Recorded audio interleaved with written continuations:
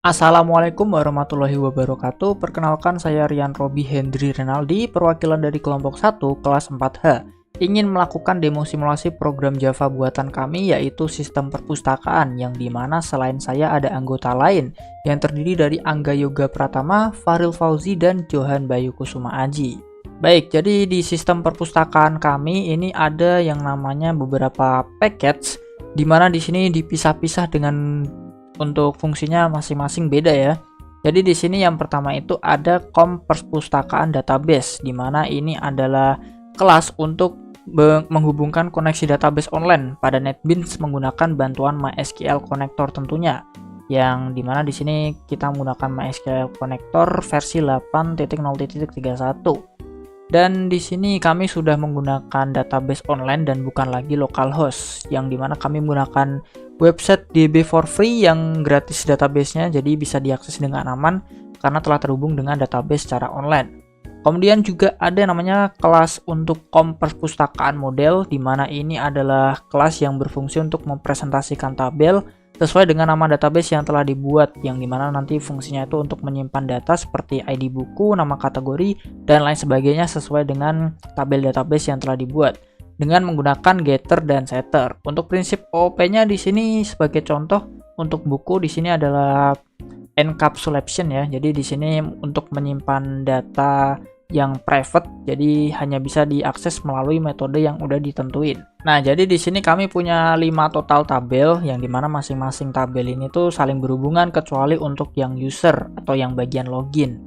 Jadi untuk bagian user atau login ini tuh berdiri sendiri ya, karena di sini dia hanya sebagai user admin, karena emang sistem ini cuma bisa diakses oleh admin. Dan untuk yang tabel lainnya ini bakal saling berhubungan nantinya satu sama lain. Nanti bakal saya tunjukin di bagian relasi tabel database. Tapi sebelum masuk ke situ, di sini ada yang namanya class service, yang dimana ini adalah kelas yang untuk membuat metode CRUD-nya ya. Create, read, update, dan delete itu dibuat di sini. Jadi sebagai contoh, di sini untuk bagian kategori, di sini ada yang namanya metode tambah kategori dengan isi yang seperti ini. Jadi ini adalah untuk metode pengambilan dari getter setternya tadi yang udah dibuat di bagian kategori ya. Ya, jadi di sini ada variabel namanya nama kategori yang kemudian nantinya bakal dipanggil nih di bagian metode tambah kategori ini, yang tentunya udah dihubungkan juga dengan database. Jadi di sini database connection ini sebagai penghubung yang nantinya akan terhubung pada database online-nya.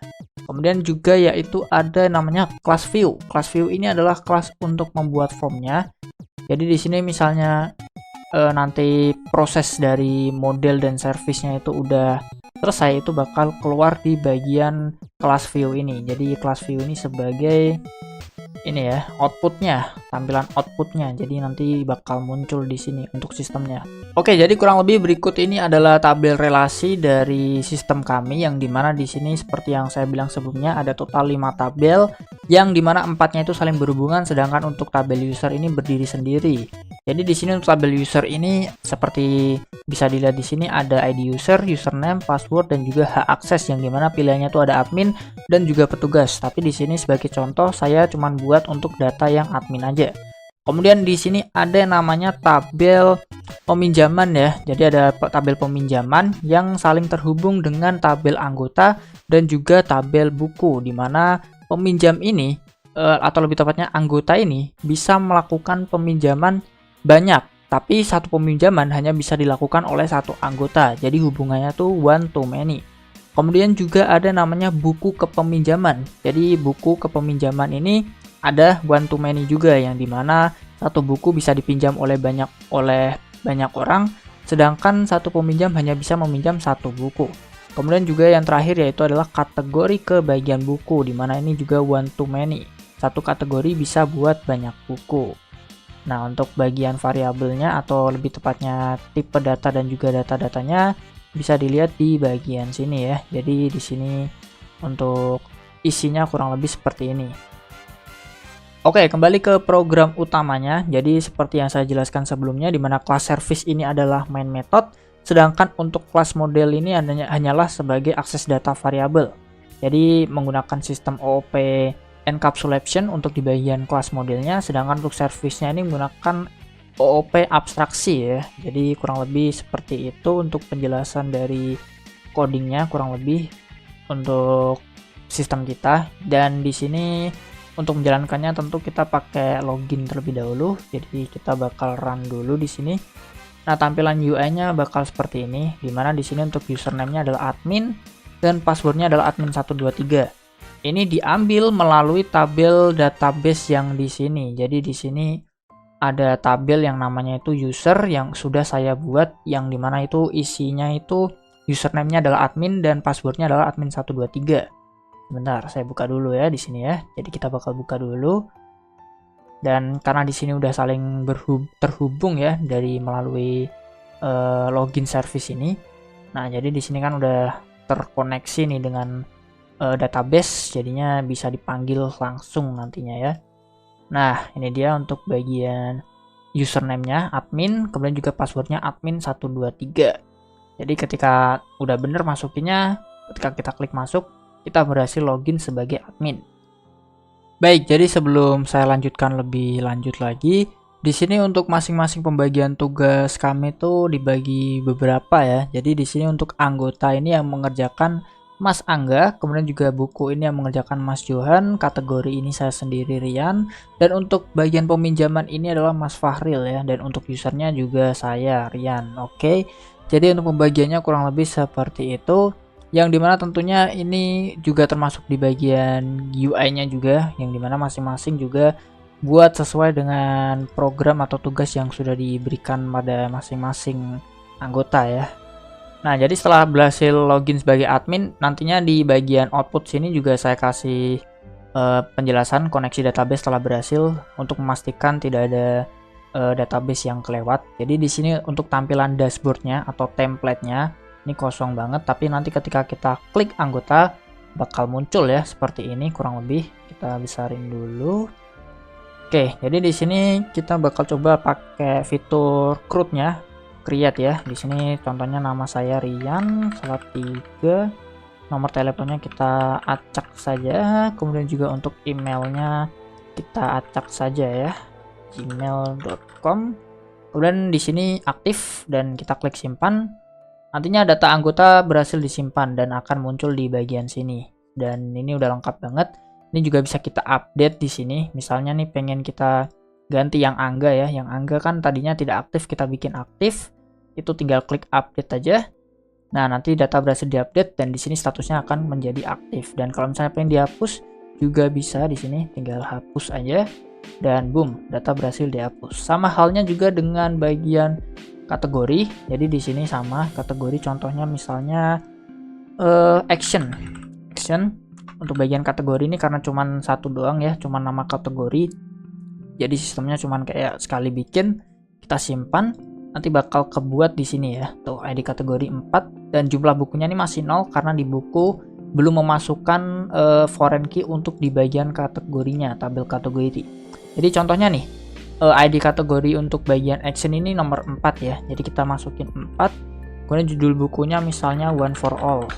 Oke, One for All. Pengarangnya Sudipyo, gitu aja. Sudipyo.